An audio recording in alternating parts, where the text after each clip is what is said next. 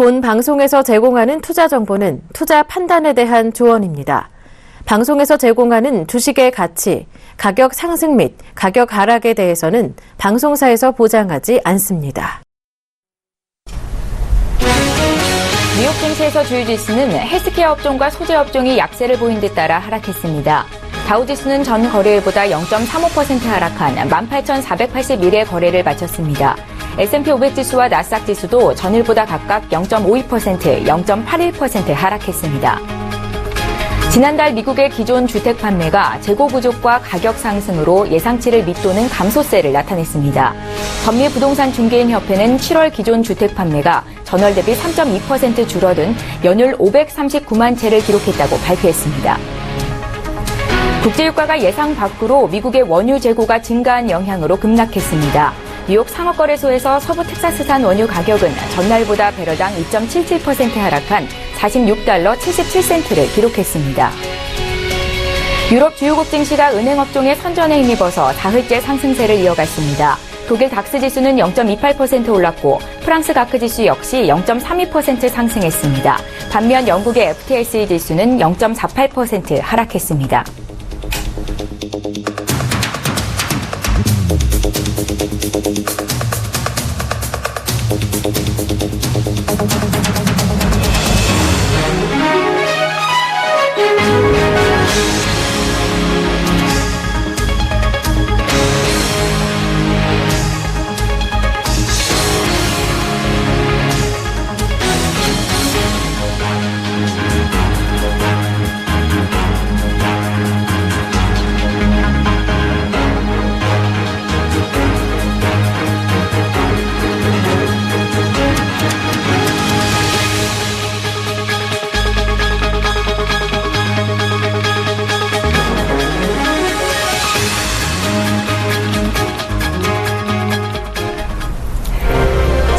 안녕하세요. 출발 증시와이드 진행의 최은정입니다. 오늘 새벽에 마감한 미국 뉴욕 증시는 헬스케어 업종과 소재 업종이 약세를 보이면서 하락으로 거래를 마쳤습니다. 다우지수는 0.35% 약세였는데요. 최근 투자자들은 통화 정책 방향에 대한 명확한 신호를 줄 수 있는 옐런 회장의 잭슨홀 연설을 앞두고 거래량이 한산한 모습입니다. 거래에 적극적으로 나서지 않고 있습니다. 실제로 최근 며칠 동안 증시 거래량이 평균 수준을 밑돌고 있다고 하는데요. 어제 국내 증시에서도 거래량이 굉장히 적었었죠. 코스피는 어제 2043포인트로 하락 마감을 했는데 외국인들이 현선물 동시 순매도로 일관했었습니다. 코스피 거래량이 2억 주대로 떨어지면서 관망 심리가 시장에 팽배한 상황임을 확인시켜줬습니다. 자, 오늘 8월 25일 목요일인데요. 오늘도 역시 글로벌 이슈 분석하고 장 대응 전략까지 짜보겠습니다. 자, 출발 증시와이드 1부 지금 본격적으로 출발합니다.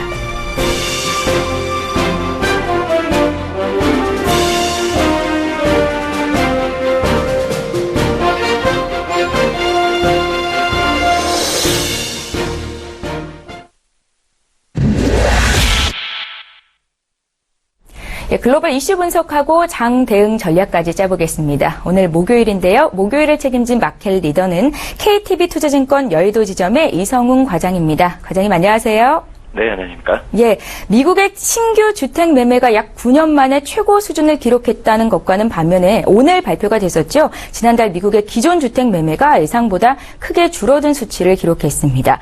기준금리 인상 시기를 앞두고 경제지표 발표에 촉각이 곤두서고 있는데요. 오늘 발표된 지표 분석과 함께 미국 증시 마감 상황 함께 전해주십시오.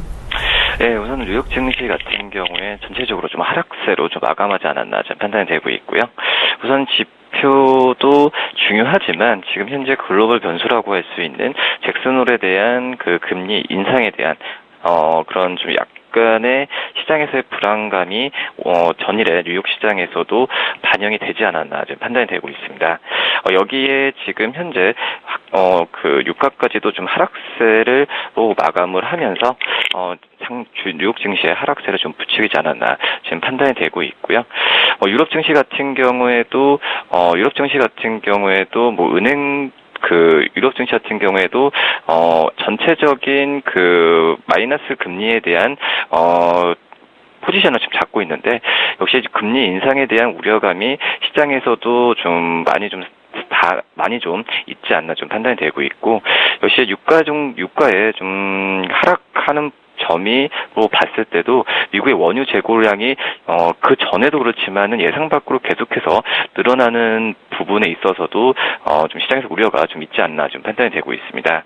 미국 에너지 정보청 같은 경우가 지난 19일로 끝난 주간에 미국 원유 재고가 250만 배럴 증가한 5억 2,360만 배럴을 기록했다라고 좀 밝혔는데요. 시장 전문가들은 45만 배럴을 좀 줄어들 거로 예상을 했었는데 이런 좀 250만 배럴이 증가하는 수치가 나와주면서 시장에서는 좀 약간의 좀 불안감, 한마디로 연말에 갔을 때도 배럴당 $50까지는 갈 수 있지 않을까, 이런 좀 안정적인 생각을 했었지만은 지금 현재 상태에서는 이 부분이 좀 부담스러운 쪽으로 좀 가지 않을까 이렇게 좀 보이고 있습니다. 미국 경제 지표 같은 경우에는 그나마 좀 긍정적으로 좀 끝난 부분이 좀 있긴 하지만 전체적인 글로벌 매크로 변수는 좀 떨어지는 쪽으로 가고 있지 않나 이렇게 좀 판단이 됩니다. 예, 말씀하신 것과 같이 글로벌 전반적으로 관망세가 굉장히 짙은데요. 오는 26일 잭슨홀 미팅에서 옐런 연준 의장이 연준의 통화정책 도구라는 주제로 연설을 할 예정이고요. 이 자리에서 시장은 금리 인상 열쇠를 제공할 수 있는 어떤 단서가 나올지도 주목하고 있는 상황입니다. 자, 우리가 어떤 점에 포인트를 두고 이 같은 연준 의장의 연설을 지켜보면 좋을지 분석 부탁드릴게요. 네, 우선은 추가 금리 인상 시점에 대해서 가장 큰 관심을 가는 부분이고요. 이 옐런 의장의 연설 내용이 과연 금리 인상 시점에 대해 신호가 어떤 바로미터가 최근 몇 주 안에서는 가장 큰 바로미터가 되는 부분이 있지 않나라고 판단이 됩니다. 개인적으로 봤을 때는 전체적인 포인트를 금리 인상 쪽으로 갈 가능성은 없지 않을까 생각이 되고, 오히려 그냥 통화 정책에 대한 방향에 대해서만 언급을 하지 않을까 생각이 되고 있고요. 이번에서 옐런 의장의 경제 판단에 대한 부분이 중요한데, 금리 인상을 직접적으로 얘기하진 않겠지만 이 경제 판단에 기초해서 금리 인상의 시점에 대해서 좀 의견이 정리되지 않을까 좀 생각이 됩니다. 지금 현재 또 봤을 때도 옐런 의장 같은 경우가 그전에 다른 의장과 틀리게 대중과 소통하는 부분이 극히 제한적인 그런 좀 성격을 좀 가지고 계시는데, 이런 점에서 이번에 통화 정책 회의에서는 공격적인 언변보다도 어떤 세계 경제 흐름에 대한 좀 기초 자료를 통해서 좀 제시하지 않을까. 한마디로 이런 최근에 주가가 좀 떨어지고 있긴 하지만 오히려 이런 옐런 의장의 이런 잭슨홀 미팅이 끝나면 어떻게 보면 불확실성 해소의 관점에 있어서 주가는 더 우상향 쪽으로 가지 않을까 이렇게 좀 보이고 있습니다. 예, 잘 알겠습니다. 자, 이제 국내 쪽으로 시선을 좀 옮겨볼게요. 이제 지난달 원화의 실질 가치가 급격하게 상승하면서 전 세계 주요 27개국 가운데 원화가 절상률 1위를 기록했다고 하는데요. 수출에는 더욱 큰 악재로 작용할 것 같습니다. 자, 원화 가치가 이같이 급격하게 절상된 이유에 대해서 그 배경에 대해서 좀 여쭤보고요. 앞으로 환율 흐름은 어떨지도 함께 분석 부탁드릴게요. 네, 원화 가치의 이런 좀 상승 같은 경우에는 우선 국외적으로 봤을 때는 이제 미국의 금리 인상 지연 가능성이 우리나라도 금리 정책을 했을 때 미국의 금리 정책 방향과 동행하기 때문에 이런 미국의 금리 인상 지연 가능성이 우리나라 원화 가치의 상승을 좀 이끌지 않았나 좀 첫째적으로 말씀을 드릴 수 있겠고, 내적으로 봤을 때는 국가 신용 등급이 상승하면서 외국인들의 투자 자금이 유입됐던 부분이 이런 원화 가치의 상승의 내적으로 봤을 때도 가장 크지 않았나고 판단이 됩니다. 지금 현재 봤을 때는 이 원화 가치의 상승이 외국인들의 투자 자금으로 인한 우리나라 위험 자산인 주석 쪽에서의 특히 대형주, 이 바스켓 매매로 해서 매수세를 많이 이끌고 있는 부분이 있긴 하지만, 오히려 이런 부분이 원화 가치 상승에 의해서 이 수출주들의 타격이 분명히 있는 상태입니다. 그렇기 때문에 이런 원화 가치의 상승이 전체적인 주식시장에 중장기적으로 도움이 되는 건 아니고요. 오히려 단기적으로는 도움이 되는 부분은 있긴 하지만 중장기적인 수출주들의 타격은 우리나라 주식시장을 다시 한번 좀 차익실현 물량 쪽으로 해서 좀 불안하게 좀 만들 가능성은 좀 있지 않을까 이렇게 좀 판단이 됩니다. 뭐 환율 같은 부분은 변동성이 좀 심하게 나타나는 부분은 있긴 하지만 그래도 지금 현재 시장에서 바라보는 환율 같은 경우에 그래도 1100원은 그래도 지지를 계속 해줄 가능성이 있다라고 볼 수 있겠고요. 다만 이제 1100원 이상이 됐을 때 외국인들의 환차익 부분은 나올 가능성이 있기 때문에 베리어를 1150원 그리고 길게는 1250원까지는 봐야 이 안에서의 시장 흐름은 좀 긍정적으로 바라볼 수 있지 않을까 이렇게 좀 보이고 있습니다. 예, 우리나라의 국가 신용등급이 상승되고 또 외국인 투자 자금이 들어온 것이 원화 가치의 상승을 이끌었다 이렇게 분석을 하셨는데요. 자, 이런 가운데 외국인 투자자들의 지수 선물 누적 규모가 사상 최대 수준까지 올라왔다고 합니다. 코스피가 2050선을 중심으로 지금 이제 등락을 거듭하고 있는 상황인데요. 이 같은 지표가 지수 상승을 이끌 수 있을지도 궁금한 상황이고요. 코스피는 2050선을 뚫고 좀 위쪽으로 강하게 올라갈 수 있을까요? 네, 우선은 우리나라 시장이 계속해서 가려고 한다면은 역시 삼성전자가 계속해서 주가 흐름이 좋아야 되는 게 우선 1차적으로 돼야 되고요. 하지만 삼성전자를 제외하면은 투자자분들도 느끼시겠지만 나머지 종목들이 시장의 그런 벤치마킹을 비교한다면은 시장 수익률을 크게 올라가는 종목들이 제한적으로 좀 가고 있습니다. 이런 점에서 봤을 때는 이 삼성전자의 상승세가 이어져야 코스피도 올라갈 가능성이 있긴 하지만 길게 봤을 때는 이 삼성전자로 들어오는 외국인과 기관의 자금이 분산되면서 주식시장이 순환매를 돼야 박스권을 돌파하면서 안정적으로 좀 주가를 바라볼 수 있지 않을까 생각이 되고 있고 지금 삼성전자 같은 경우에는 시장에서도 삼성전자 외에 다른 특별한 대형주들이 살만한 종목이 없다는 인식을 좀 갖고 있습니다. 그렇기 때문에 삼성전자가 계속 최고가를 쓰면서 길게는 190만 원까지도 상승할 거라는 전망이 좀 나오고 있는 상태인데요.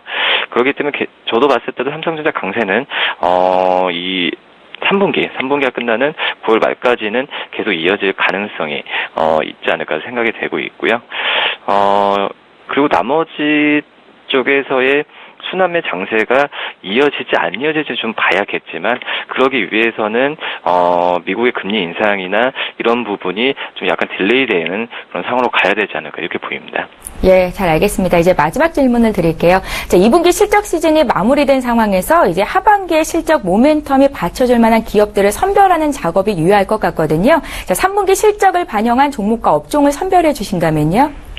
네, 우선은 6월 이후에 전체 크게 업종을 20개 업종으로 나눈다고 한다면은 6월 이후에 실적 추정, 하반기 실적 추정이 높아지는 종목이 9개 업종이 좀 됐고 있고요.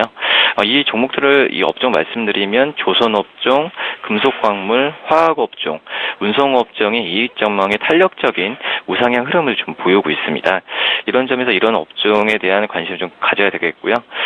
그리고 이런 업종들은 밸류에이션 측면에서도 가격매를 보유하면서 관심 종목으로 듣기에도 크게 무리가 없는 상태이니까 이런 우상향하는 이런 업종들을 삼성전자 대안으로 종목 매수해도 괜찮지 않을까 좀 생각되고 있습니다. 예, 자 목요일에 마켓 리더와 함께했습니다. KTB 투자증권 여의도 지점의 이성훈 과장이었습니다. 잘 들었습니다.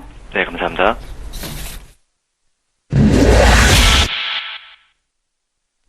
예, 이슈 리더 시간인데요. 오늘도 오늘의 주제부터 화면으로 먼저 소개해드리겠습니다. 예, 첫 번째 주제부터 보겠습니다.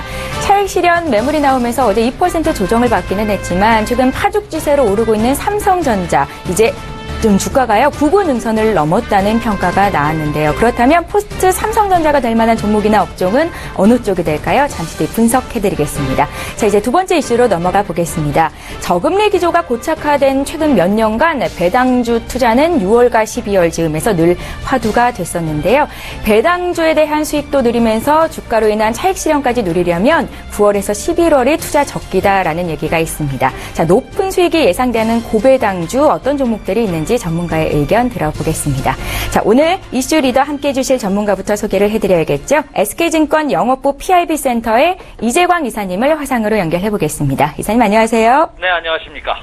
예, 반갑습니다. 목요일에 또 뵙게 되는데요. 첫 번째 이슈부터 풀어보겠습니다. 연일 사상 최고점을 높여가면서 나홀로 독주를 이어가고 있던 삼성전자 이제 9분 응선을 넘었다라는 평가가 나오고 있는데요. 이사님께서 보시기에 삼성전자는 목표가를 얼마나 설정할 수 있을지 또 향후의 주가 흐름을 어떻게 보고 계신지 포스트 삼성전자가 될 만한 종목들은 어떤 종목들이 있는지 분석 부탁드릴게요. 예. 연일 무더위가 아주 국민 여러분, 투자뿐만 아니라 모든 국민 여러분을 힘겹게 하고 있죠. 그래서 요즘 또 이 지탄의 화살이 기상청 통보관들로 이어지고 있다고 합니다. 참 아주 죽을 맛일 겁니다, 지금.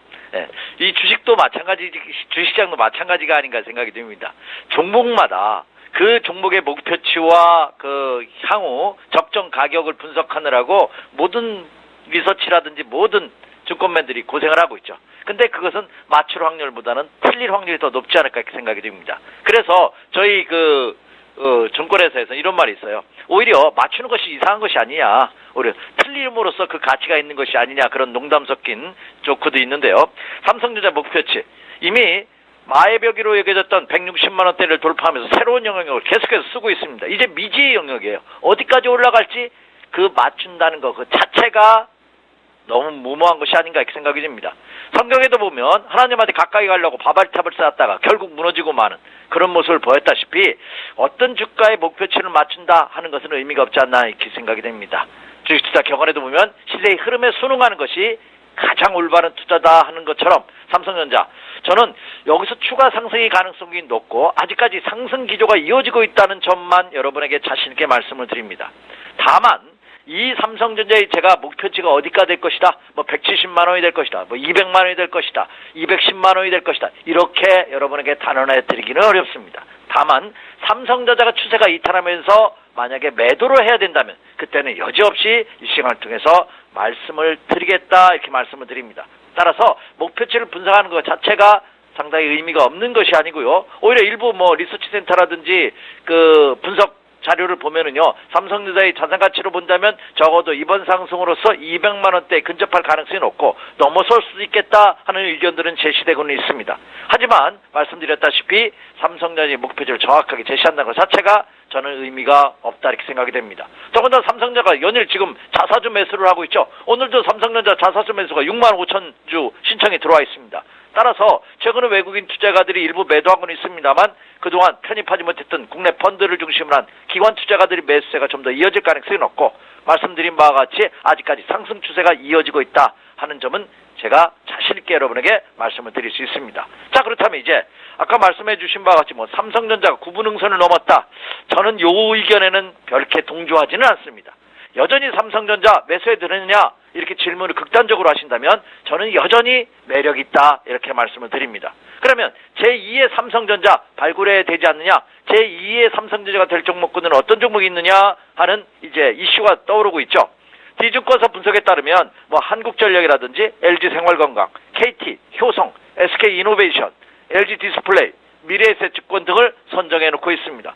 대부분 보면은요 업종 대표주들이 부각되고 있는 그런 모습을 보여주고 그리고 그 업종 대표주 중에서 펀더멘털이 좋은 그리고 실적이 수반되는 이런 종목으로 아마 관심을 갖고 있는 그런 모습을 보여주고 있다 이렇게 생각이 됩니다. 그리고 각 증권사라든지 해외 증권사들의 그 애널리스트들의 분석 자료를 종합해 보면 3분기는 IT, 그렇죠? 금속광물, 소재 업종이죠. 금속광물, 화학, 유틸리티, 운송, 건설, 소프트웨어 업종에 대해서 실적 호전이 크게 증가될 가능성이 높고 그리고 실적 호조세가 이어질 가능성이 높다 하는 전망치를 내놓고 있습니다. 따라서 저도 전기전자라든지 정보통신기기 관련주들이 오히려 3분기에는 부각될 가능성이 높지 않을까. 물론 삼성전자가 시가총액 우선주를 포함하면 20%가 넘습니다. 우리 증시에 차지하는 것이 그 정도의 파괴력을 가진 종목은 없습니다만 제2의 삼성전자의 종목은 충분히 3분기에도 나타날 가능성이 높지 않을까 이렇게 예상이 됩니다.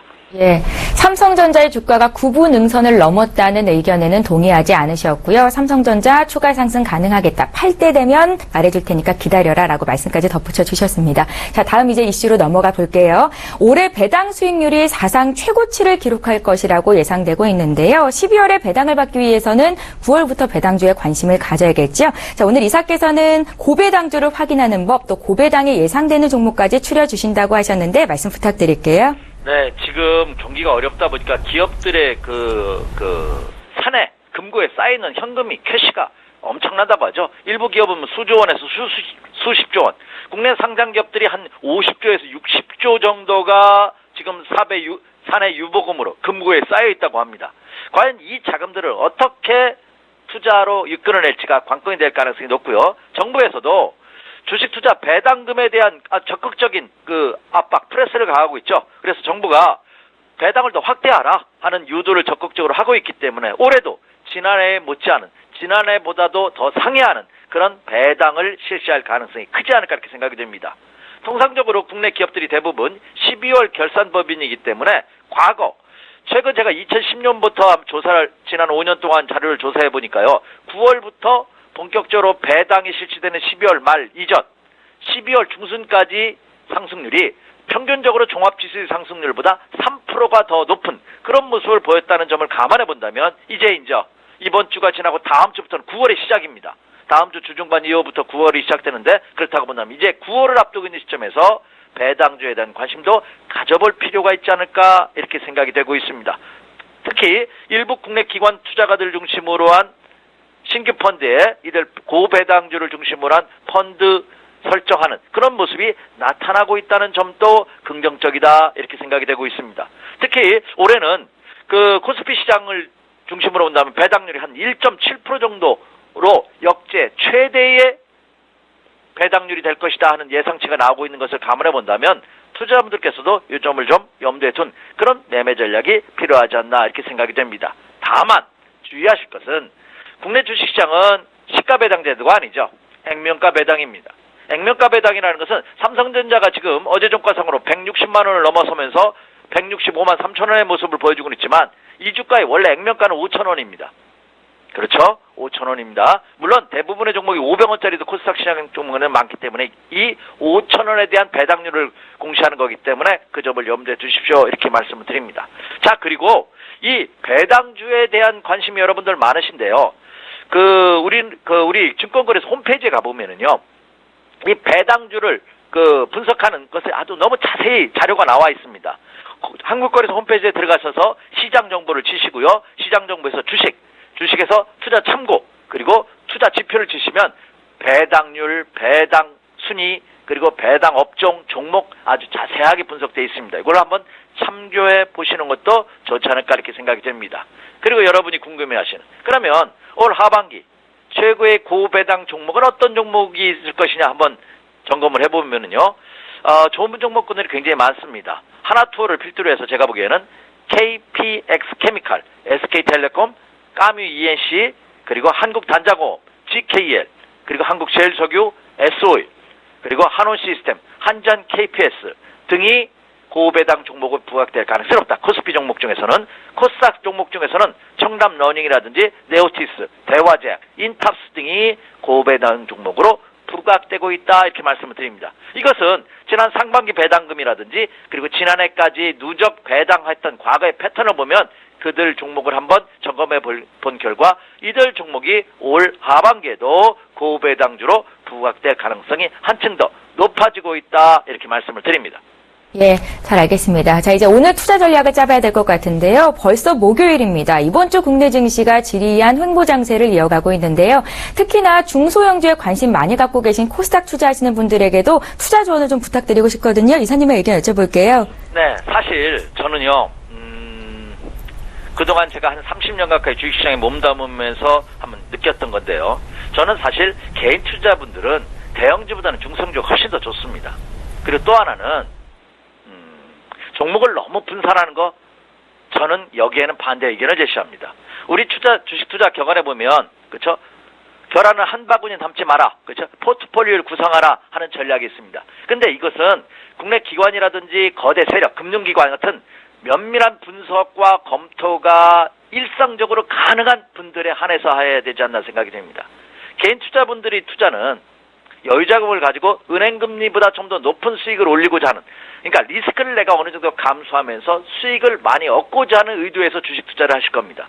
그렇다면 그냥 시장에서 노멀하게 인덱스 수익률을 원한다면 주식 투자할 필요가 저는 없다고 생각합니다. 그러면 은행에 넣으시는 것이 은행의 고배대학 상품이라든지 제2금융권에 투자하시는 것이 훨씬 더 심리적으로나 정신적으로 더 건강하지 않나 생각이 됩니다. 그러면 그것을 내가 감수하면서 주식 투자한다는 것은 그들보다 높은 수익률을 추구하기 때문에 그렇죠. 다소의 리스크는 있다 하더라도 그렇다고 본다면 개인 투자분들께서는 그렇죠. 가벼운 종목분들이 훨씬 더 좋다. 그리고 또 하나 여러분이 투자하시는 자금이 1,000만 원이든 뭐 5천만 원이든 1억이든 100만 원이든 그 액수에 상관없이 종목은 저는 한 계좌에 한 종목이나 많아야 두 종목 이상을 늘리지 마라 이렇게 말씀을 드립니다.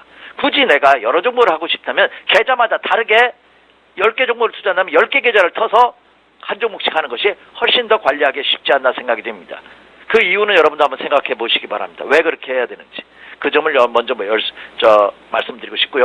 이미 지난 화요일장에서도 말씀드렸죠. 금주는 변곡이 될 가능성은 없다. 다만 코스피 시장을 기준으로 해서 2030만을 꼭 명심하십시오 하는 말씀 드렸습니다. 7080이 아니라 2030입니다. 그게 무슨 말이냐면 코스피 지수가 음봉으로 2030, 2030포인트만 붕괴되지 않는다면 이 장은 가는 장이다. 오히려 이번 주 옐런 FRB 의장의 잭슨 홀 발언을 앞두고 있는 시점에서 소강매를 볼 가능성은 없다. 오늘도 해외 증시, 오늘 새벽에 끝난 해외 증시의 모습을 보면은요, 그런 모습이 여전히 나타났죠. 뉴욕 증시가 소폭 하락하고, 유럽 증시는 소폭 상승하는, 유럽 증시 중에서 독일과 프랑스는 상승한 반면 영국은 또 소폭 하락하는 그런 모습을 보였다는 점입니다.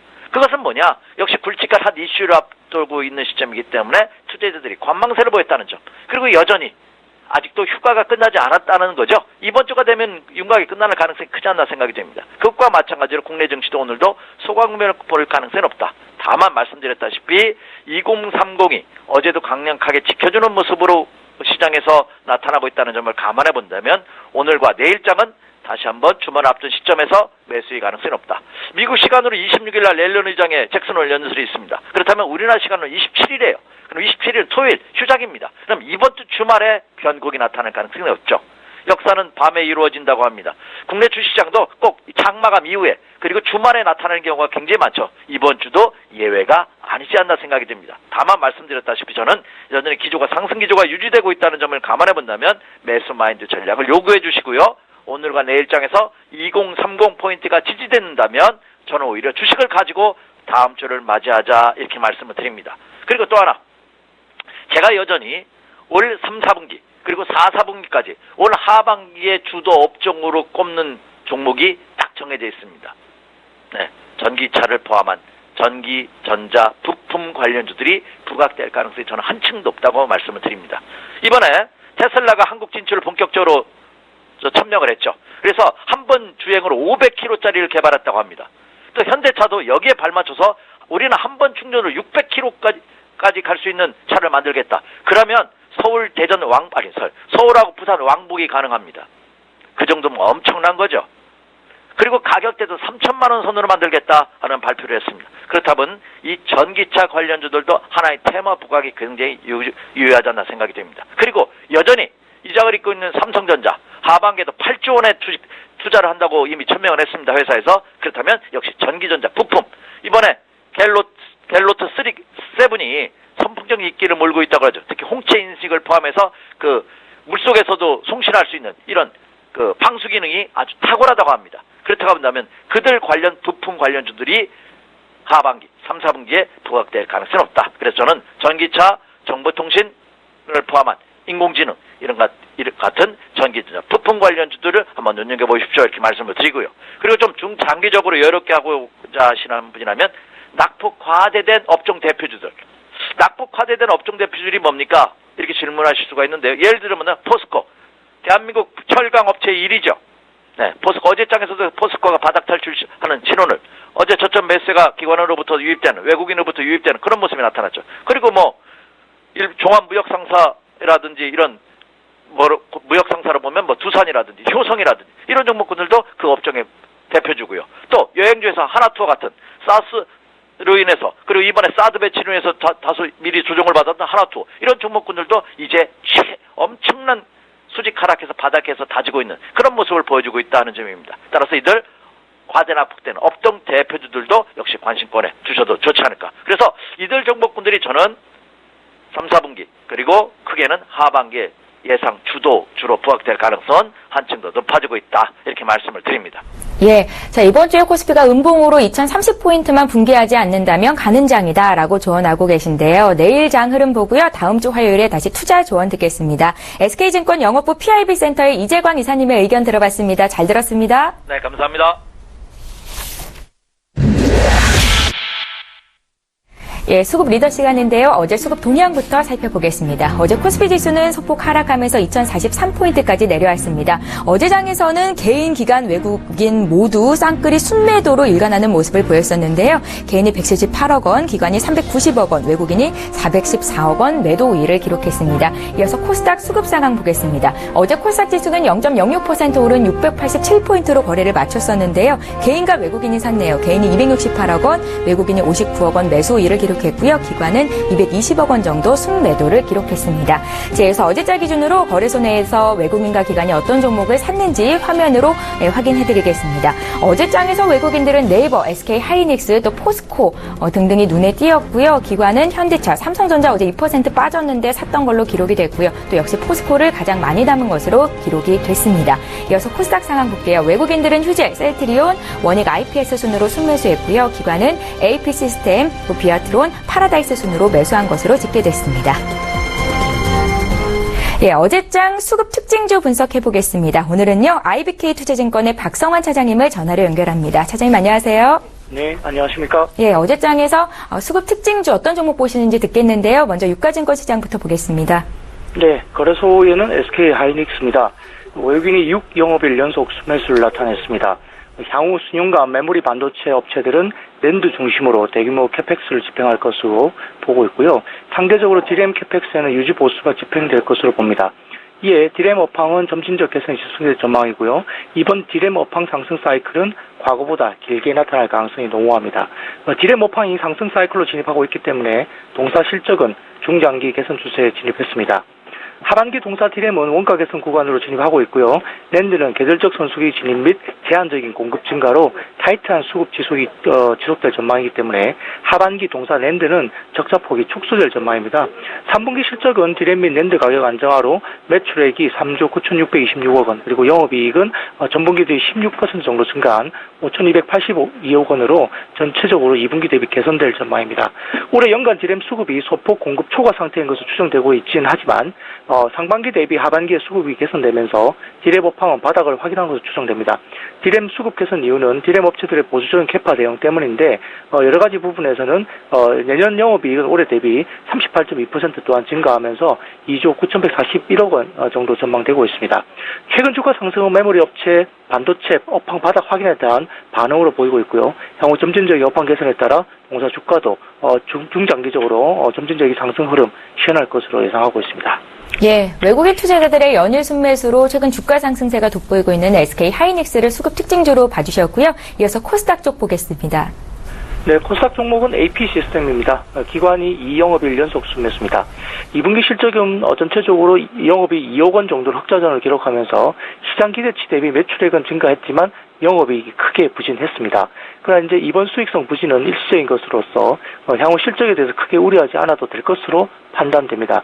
시장 추정치에 따르면 상반기 동사의 신규 수주액 규모가 약 5천에서 6천억 원 정도로 달할 것으로 예상되고 있는데 매출 회계 인식 기준인 진행률 산정 방식에 따라 올해 누적 신규 수주액 중 일부만이 2분기 매출에 보수적으로 반영된 반면 동사 주력 제품인 ELA와 LLO 장비의 원재료로서 높은 원가 비중을 차지하는 레이저 소스의 매출 원가 인식이 상당 부분 2분기에 선반영됐습니다. 따라서 하반기 실적은 오히려 과거 대비 높은 영업이익률을 기대할 수 있을 것으로 판단됩니다. 최근 동사는 기존 주력 장비 외에 신규 장비에 대한 연구개발을 진행 중인 것으로 파악되고 있는데 그중에 국내 디스플레이 업체들이 플렉서블 OLED 봉지 공정에 적용될 전체적인 ALD 즉 오토매틱 레이어 디포지션 증착기에 대한 기대감이 높은 것으로 알려졌습니다. 현재 주력 고객사 내에서 제품 양상성에 대한 평가를 진행하고 있다고 판단되고 있고요. 좀 더 시간을 두고 지켜봐야 되긴 하겠지만 ALD 장비 신규 수주가 성사될 경우에는 향후 실적 전망이 크게 상승할 가능성이 있기 때문에 이에 대해서 지속적으로 주목할 필요가 있겠습니다. 2016년 대규모 플렉스블 OLED 신규 투자가 진행되고 있는 삼성 디스플레이 증설 규모가 점진적으로 시간이 지남에 따라서 축소될 가능성이 있다고 볼 수 있겠지만 중국 지방정부의 지원에 힘입은 중화권 업체들의 신규 캐파 증설이 가파르게 확대될 수 있습니다. 따라서 높은 기술 진입 장벽으로 중국 시장 진출에 유리한 위치에 판단되고 있는 동사 같은 경우는 향후 신규 수주 및 실전 개선세가 지속될 것으로 전망됩니다. 동사에 대한 긍정적 시각 유지하겠습니다. 예, 하반기 실적이 기대되는 어제 기관 매수 1위 종목이죠. AP시스템 차장님께서도 매수 관점으로 말씀하고 계십니다. 자, 오늘 수급 특징도 봤고요. IBK 투자증권의 박성환 차장님과 함께했습니다. 잘 들었습니다. 감사합니다. 예, 자, 출발 증시와이드 1부는 여기서 마쳐야 될 것 같습니다. 잠시 뒤 2부 시간에는요, 샘플러스 김영구 멘토와 함께 시장의 포인트 짚어볼 거고요. 오늘은 목요일이죠. 양태준 대리 조비 멘토와 함께 시장 중계해드리고 또 오늘 전 특징주까지 짚겠습니다. 잠시 후 2부 시간에 뵙겠습니다. 고맙습니다.